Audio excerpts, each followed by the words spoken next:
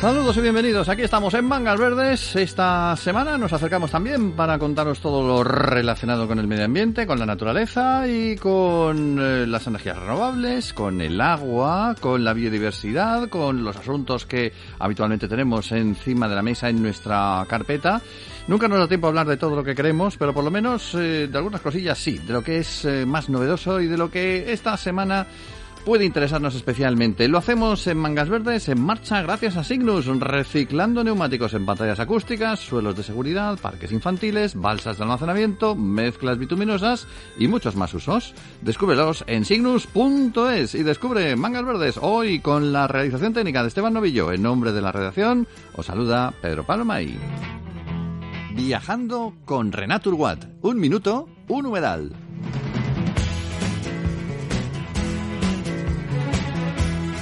Nada mejor que comenzar este programa con nuestra mochila al hombro y hoy nos vamos a CAI, al Parque Natural de la Bahía de Cádiz, uno de los humedales costeros más importantes de Europa. Aquí nos encontramos con distintos ecosistemas relacionados entre sí, marismas naturales, playas, pinares costeros, salinas, planicies de fangos intermareales, en fin, todo mutando, todo cambiando, todo transformándose constantemente por la acción del viento y el agua. Estamos en un lugar de una riqueza ecológica importante, con diversidad de especies, desde aves acuáticas hasta moluscos, desde peces a crustáceos, ubicado entre el Parque Nacional de Doñana y el Estrecho de Gibraltar. En esta serie que venimos dedicando a los humedales en España, nos fijamos mucho en las aves acuáticas, pero lo hacemos con razón.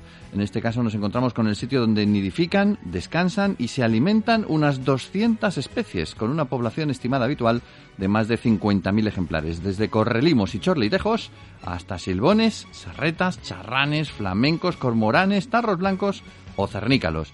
Hay de todo, aunque los expertos nos dicen que la mayor parte de la avifauna está formada por aves migratorias que utilizan esta zona para invernar o descansar en sus rutas migratorias con África.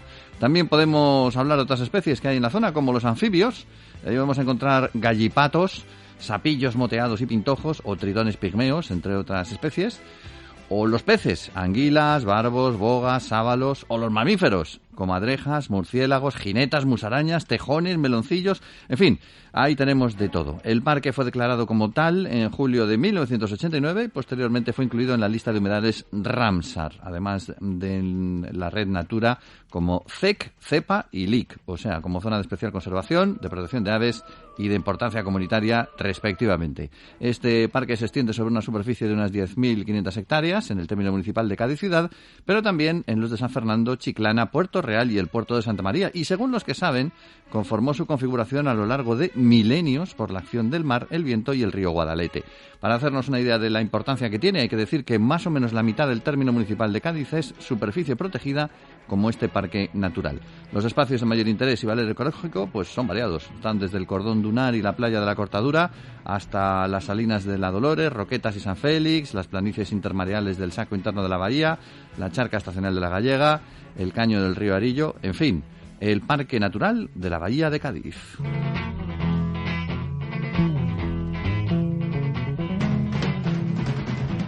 Life Renato Urguat es un proyecto europeo destinado a mejorar la calidad ambiental de las aguas mediante el uso conjunto de humedales artificiales y fangos deshidratados procedentes de potabilizadoras de aguas, coordinado por la Universidad Politécnica de Valencia con socios españoles y portugueses.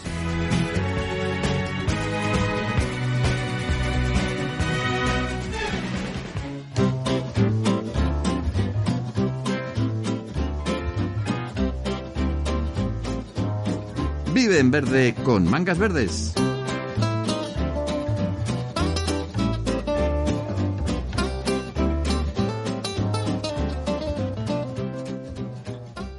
Bueno, uno de los asuntos que más nos preocupan en Mangas Verdes es el de la contaminación. Hemos hablado ya muchas veces de la polución del aire, del agua, de los alimentos, incluso de la polución electromagnética, si recordáis, en nuestro programa anterior. Hoy vamos a comentar los riesgos de un gas natural que es inodoro, incoloro, insípido, un gas noble, después de todo, pero gas muy peligroso por sus propiedades radiactivas y cancerígenas, el radón. Y es que España era hasta hace nada el único país de la Unión Europea que todavía no había traspuesto la directiva que obliga a los Estados miembros a medir y controlar ese gas. El Gobierno acaba de publicar, lo ha hecho a finales de diciembre, un Real Decreto a propósito, casi 5 años después de la fecha límite que exigía Bruselas, y bueno, queremos conocer qué va a dar de sí eso, cómo nos va a servir para protegernos de esta contaminación y qué podemos hacer, a lo mejor, como personas, cada uno individuales. Vamos a hablar con José Miguel Rodríguez, que es director del Instituto para la Salud Geoambiental. Saludos, José Miguel, buenas tardes. Hola, buenas tardes. Bueno, casi 5 años después de lo que pedía Bruselas, finalmente se ha aprobado ese decreto. ¿Es suficiente para luchar contra el problema del gas radón? Bueno, el hecho de que haya tardado tanto en transponerse la directiva supone, a nuestra forma de ver, un menoscabo con respecto a otros países de la Unión Europea que llevan ya muchos años trabajando el tema del radón. En España esto no ocurre, es un tema desconocido y que siempre históricamente se ha legislado con mucho retraso, porque la anterior legislación laboral, por ejemplo, también se traspuso 5 años después de que saliera la directiva. Uh-huh. ¿Y cómo afecta esta transposición? Quiero decir, ¿qué es lo que va a hacer? ¿A partir de ahora se va a medir la posible presencia de ese gas? ¿O qué es lo que exactamente, cómo va a influir en el día a día nuestro? Bien, esta nueva normativa que se ha publicado obliga a todos los titulares de actividades laborales, es decir, a todas las empresas que estén ubicadas en las zonas de riesgo que ha determinado el Consejo de Seguridad Nuclear, a realizar medidas de radón. También indica este Real Decreto que se deben medir las viviendas ubicadas en esa zona. Pero, lógicamente, esto quiere decir que cada uno se tiene que medir su casa.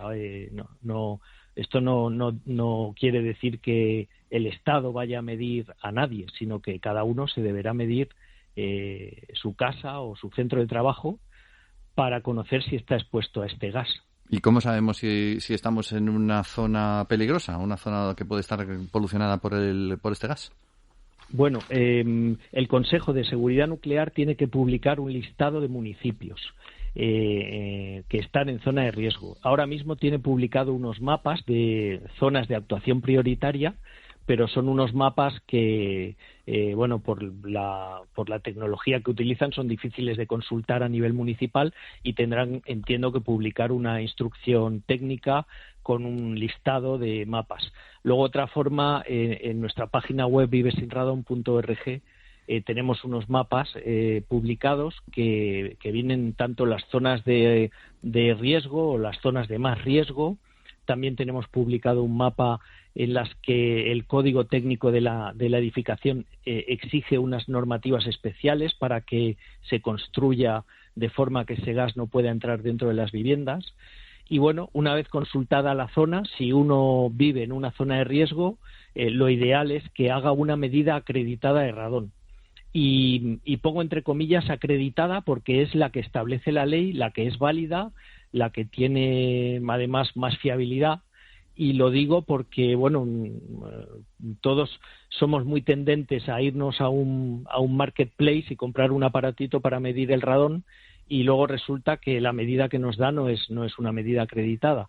Y esto es porque para poder medir el radón en una vivienda, el mínimo tiempo indispensable de tener expuestos los captadores es de 3 meses. Porque lo que intentamos averiguar es la concentración media anual, no la concentración puntual en un momento, que puede ser alta, sino la concentración media anual, y que esta concentración media anual no supere los 300 becquerelios por metro cúbico. Ya. ¿Y de dónde sale el radón? ¿Por qué nos afecta?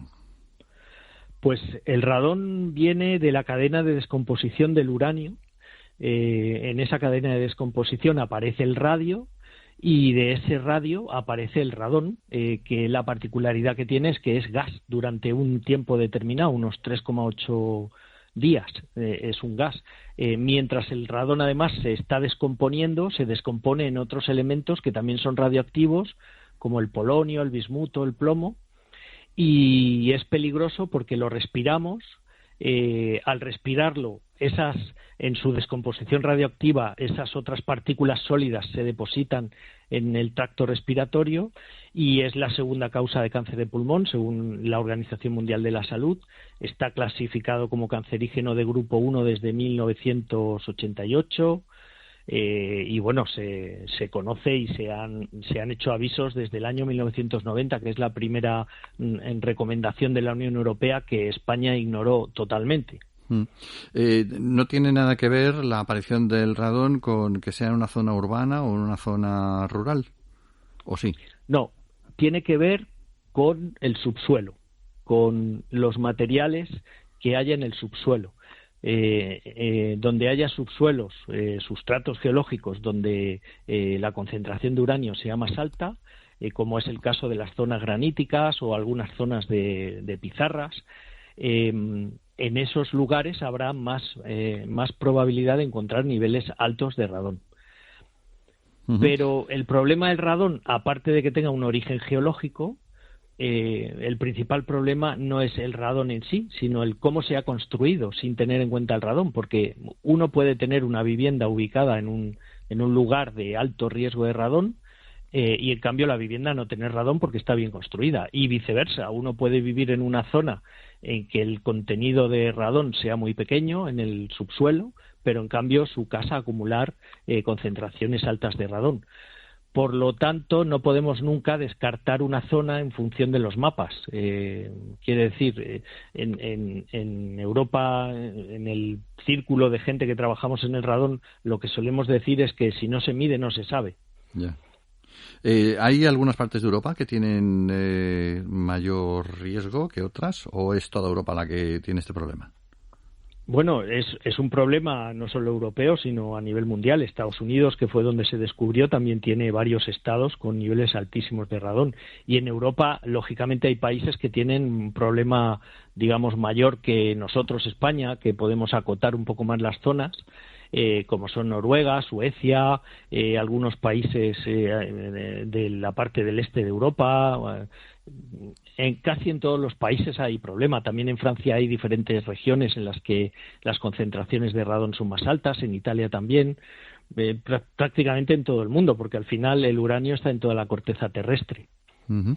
De lo que veo de la información que tenéis vosotros, la composición geológica de algunas comunidades parece que es más a propósito para que aparezca este gas. Veo que se cita, por ejemplo, a Galicia, Extremadura, las sierras de Guadarrama y Gredos, las comunidades de Madrid, Castilla y León, por encima de las otras, pero imagino que con lo que nos has contado también depende mucho de la calidad de la construcción, claro. Y en última instancia, no sé, supongo que del tiempo que uno resida en el lugar donde sale este gas, ¿no? El sitio que estás puesto, porque a lo mejor, yo qué sé, pues tienes tu casa en un lugar complicado, pero te pasas el día trabajando fuera de casa y no tienes tanto problema. Sí, a ver, lógicamente el tiempo que pases en la casa como tiempo de exposición también cuenta, pero se conoce a nivel general en qué zonas puede haber más riesgo, pero también lo cierto es que en España se han hecho muy pocas mediciones, sí. Con lo cual la estadística que tenemos es muy pequeña, y nosotros, por ejemplo, hemos hecho mediciones en ciudades que no, en principio no son de ningún riesgo, como Elche, y hemos encontrado viviendas con niveles por encima de 300 becquerelios, con lo cual nunca descartamos que en un lugar donde a priori no se dé como una zona de alto riesgo pudiera haber radón.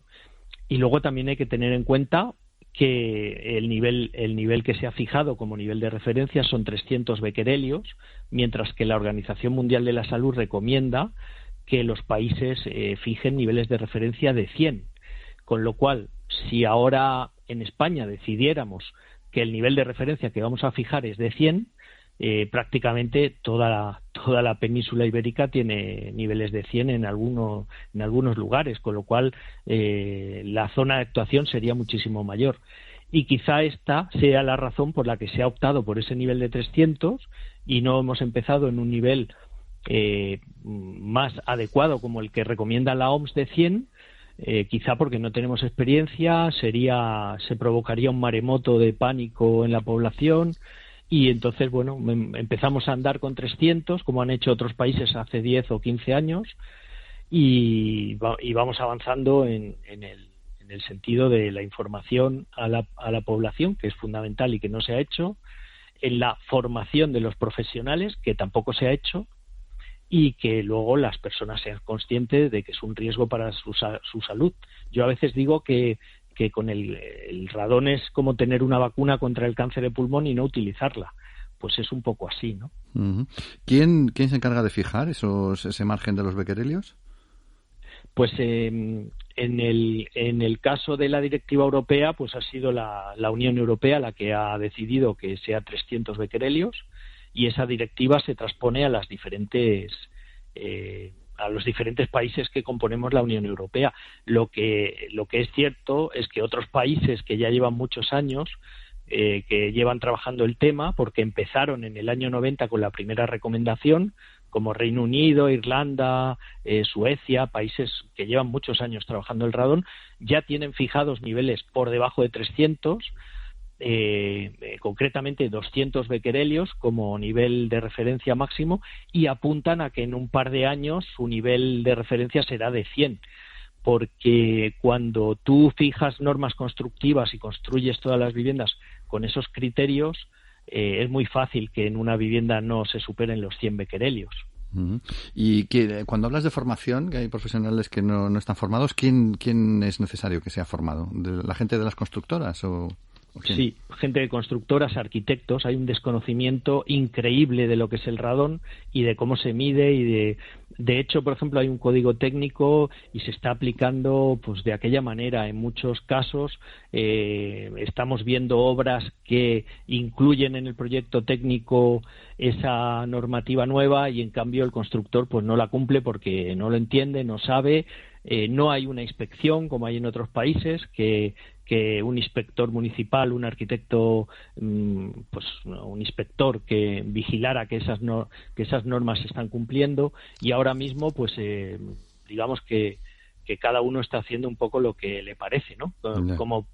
Como ejemplo, ponerte que en la inspección de edificios, en lo que antes se llamaba la ITE, que es el informe de evaluación del edificio, en el municipio, por ejemplo, de Collado Villalba, se ha incluido en ese informe de evaluación el que se mida radón, y muchos arquitectos lo que han hecho es comprar un monitor doméstico, van a la vivienda a hacer el informe de evaluación, lo colocan, y al día siguiente el dato que dé, ese es el que ponen en el informe.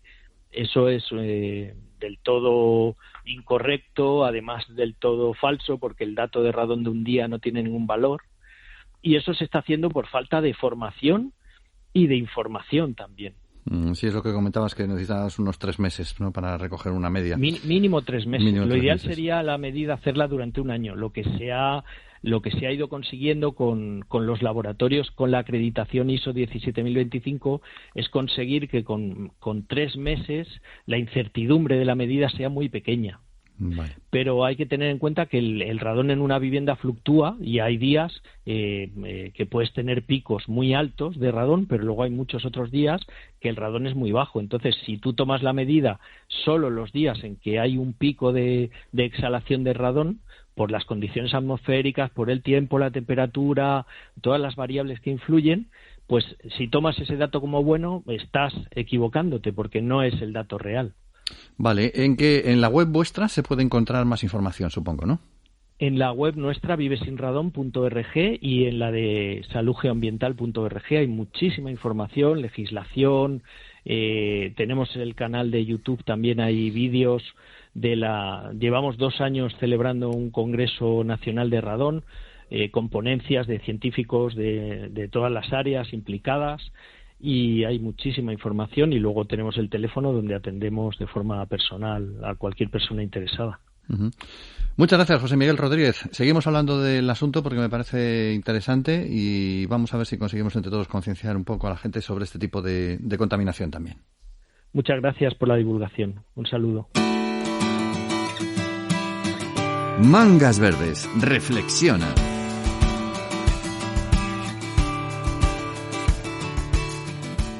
No sé cómo lo hacen, pero ese campo de césped está siempre en perfecto estado. Claro, es que es artificial. Está hecho a partir de neumáticos fuera de uso. Cygnus gestiona su reciclado para convertirlos en campos de césped más cómodos y seguros. Cygnus, dando valor al neumático fuera de uso. Síguenos en redes sociales. Bueno, pues uno de los sectores donde dicen los analistas que hace falta descarbonizar cuanto más mejor es en el transporte. Mucho se ha comentado y se ha publicado y se ha planteado sobre la descarbonización del transporte por carretera, pero no es el único que hay que tener en cuenta. Tenemos también el transporte marítimo, que a día de hoy estudia diversas propuestas para avanzar también en este proceso. Pues eso, sin tener que volver a las velas. Hoy comentamos un proyecto que se llama Hidram, cuyo objetivo pasa por impulsar la descarbonización del transporte marítimo a partir del desarrollo de nuevas pilas de combustible de hidrógeno verde y de amoníaco verde, que también lo hay. Nos lo va a contar Alfonso Carneros, que es director técnico de Soermar, que es la Sociedad para el Estudio de los Recursos Marítimos, impulsada por una veintena de astilleros privados españoles y que está hoy con nosotros en el programa. Alfonso, saludos, buenas tardes. Hola, ¿qué hay? Buenas tardes. Bueno, queríamos saber en qué consiste exactamente este proyecto de Hidram.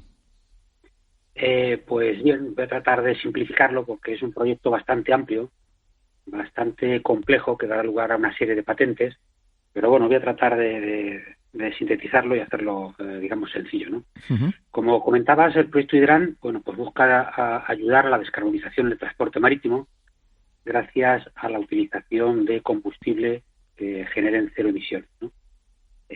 Nosotros hemos presentado el proyecto Hidram respondiendo a una convocatoria de misiones de CEDETI, misiones que iban enfocadas fundamentalmente a la construcción naval porque están dentro del PERTE del proyecto naval, ¿no? Y el proyecto pues tiene una serie de objetivos generales que es proporcionar soluciones para la electrificación del buque, ¿no? Primero se va a tratar la síntesis del amoníaco basada en catalizadores con altos rendimientos y bajas presiones de funcionamiento, de manera que permitan pues desarrollar prototipos de sistemas sencillos que puedan sin ninguna dificultad meterse a bordo de un buque, ¿no? Sí. Después se utilizará este amoníaco en pilas de combustible y el proyecto trata de desarrollar 2 pilas de combustible. Una de ellas ya es conocida, que es la pila de combustible de membrana de intercambio protónico, conocida como PEM, pero con la particularidad de que puede ser multicombustible. Es decir, no solamente podrá ser alimentada por hidrógeno verde, sino por amoníaco verde procedente de este catalizador que se va a desarrollar dentro del proyecto, ¿no? Y después se va a desarrollar también una nueva pila de combustible, que es una pila de combustible de óxido sólido, es decir, trabaja con óxido sólido para el intercambio de elementos que generen la electricidad, y esta pila de combustible va a ser alimentada por amoníaco, que esta es, digamos, una novedad y va a ser pues una de las patentes que se va a tratar de desarrollar, ¿no? El amoníaco verde, ¿no? De amoníaco verde, sí. Todo es amoníaco verde porque se puede obtener hidrógeno verde a partir de electrólisis con energías renovables. Uh-huh. De ahí obtendríamos el hidrógeno verde y con este sistema de catalizadores obtendríamos amoníaco verde, digamos, con una producción, digamos, escalable. Hasta ahora el amoníaco que existe y que está utilizando la industria es amoníaco gris, viene procedente de un proceso que se llama Haber-Bosch, que lo que tiene como inconveniente es que es un proceso que es continuo, no se puede parar, no puede fluctuar en función de la demanda y es un gran generador de CO2. Entonces, ese digamos, el proyecto Hidram, en la parte de lo que es generación de amoníaco, pues sería amoníaco verde procedente de hidrógeno verde, y además es un proceso que no genera, digamos, ningún gas contaminante. ¿Qué horizonte tiene este programa? ¿Para cuándo conseguís, o sea, qué plan tenéis a lo largo de tanto tiempo y conseguiremos los resultados en X tiempo? Pues mira, el proyecto tiene una duración de 27 meses. Ahí nosotros tenemos dentro del proyecto varios objetivos. El primero es desarrollar los prototipos que te acabo de comentar, primero a escala de laboratorio y después a una escala para hacer un prototipo, digamos, que esté preparado para la primera explotación industrial a pequeña escala. Y después, lo más importante, bueno, no más importante, sino también es importante que dentro del proyecto hay un paquete de trabajo que lo que va a hacer es el diseño conceptual de varios prototipos de buques. Por eso en el proyecto hay 2 astilleros, Astilleros Cardama y Astilleros de Mallorca, y lo que se va a hacer es el diseño conceptual de la integración de toda esta nueva tecnología. Hay que tener en cuenta que la reglamentación internacional en el sector naval de momento no está preparada para estos nuevos combustibles.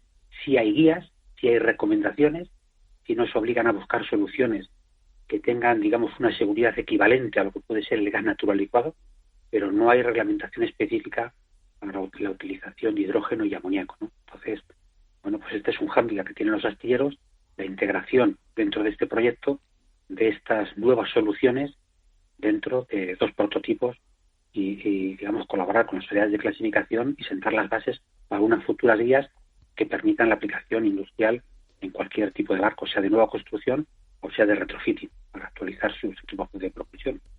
Y será independientemente del tamaño que tenga el barco, o sea, ¿se puede aplicar a todo tipo de barcos? A todo tipo de barco. Ahí lo único que va a depender es que cuanto mayor sea el barco, mayor será la necesidad de energía, mayores serán los equipos, pero la integración es lo mismo, simplemente un efecto de escalado.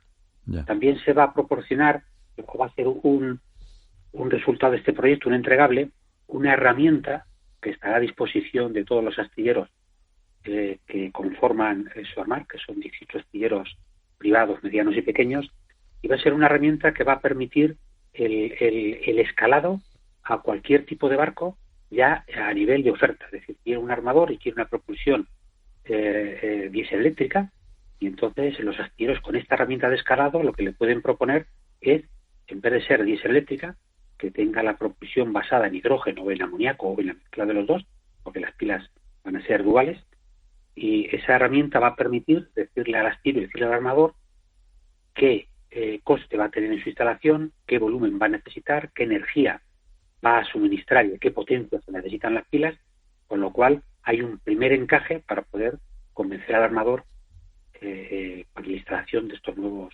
servicios.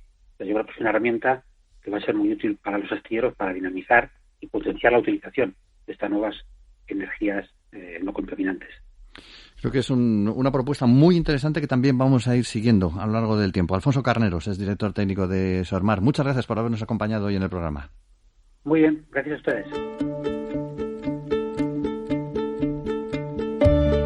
Bienvenidos a Planeta Bosque, un espacio destinado a conocer especies de árboles de todo el mundo. Planeta Bosque apoya a LifeTerra, una fundación que cuenta con entidades de diversos países en un proyecto del programa LIFE de la Comisión Europea para la conservación de la naturaleza. Pues paseando por nuestro bosque llegamos finalmente a los pies del árbol que hoy vamos a tratar, el Coelreuteria paniculata. Toma ya, menudo nombre para un árbol, más parece el de un alienígena. Se debe a este nombre a que fue nombrado en honor al médico y botánico germano del siglo XVIII, Joseph Gottlieb Kohlreiter, el profesor de Historia Natural y director que lo fue en su día del Jardín Botánico de Karlsruhe. Y de ahí viene lo de Coelreuteria, del Kohlreiter, este señor. También se debe a que tiene panículas, un tipo de racimo cuyos ejes laterales a su vez se ramifican de nuevo. Es un metarracimo, de ahí viene lo de paniculata. Bueno, por fortuna para nosotros no vamos a volver a llamarle así, porque nuestro protagonista de hoy es más conocido por su nombre común de árbol jabonero de la China. ¿De dónde viene esa denominación? Pues de la China, está claro. Es que esta especie se cultiva allí desde hace unos 3.000 años, según los que saben, y lo de jabonero viene de la saponina, que es una sustancia glucósida que contiene toda la planta, en especial las semillas, y que produce espuma, como si fuera jabón, y de hecho ha sido utilizada como producto de limpieza desde tiempos inmemoriales en China.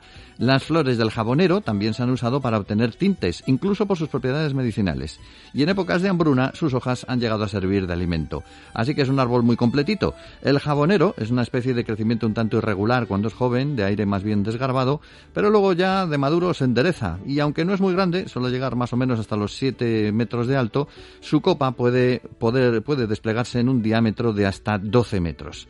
En verano tiene un espectáculo fastuoso que ofrecer, con una floración amarilla en forma de panículas, ahí están las panículas, y en otoño, pues hasta las hojas se vuelven amarillas también antes de caer.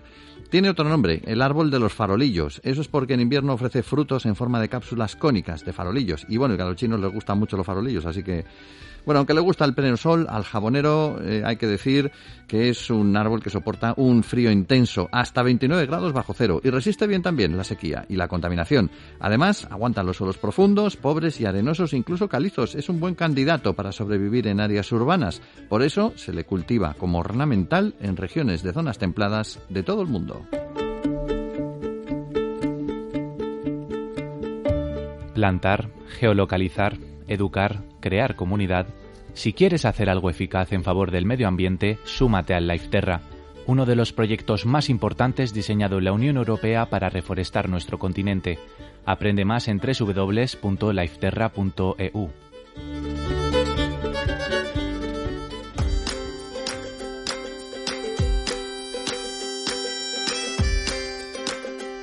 Hoy terminamos en Canarias, en un pueblo chiquitín, pero hermoso, en la isla de La Gomera, que aunque es isla, pues pertenece a la provincia de Santa Cruz de Tenerife, que es otra isla. Bueno, hoy nuestro pueblo que hay que visitar es el pueblo de Agulo, fundado a principios del siglo XVII, que primero hay que recorrer la isla, que es pequeñita, pero merece la pena ser vista, La Gomera, por su Parque Nacional de Garajonay, pero también por el Valle Gran Rey, la playa de Santiago o la fortaleza de Chipude.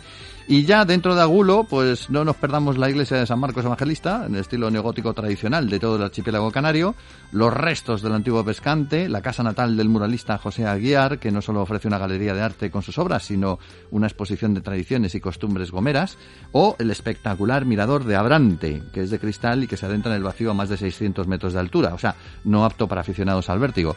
Y, por supuesto, no hay que irse de Agulo sin comer las papas arrugadas con mojo picón y los plátanos.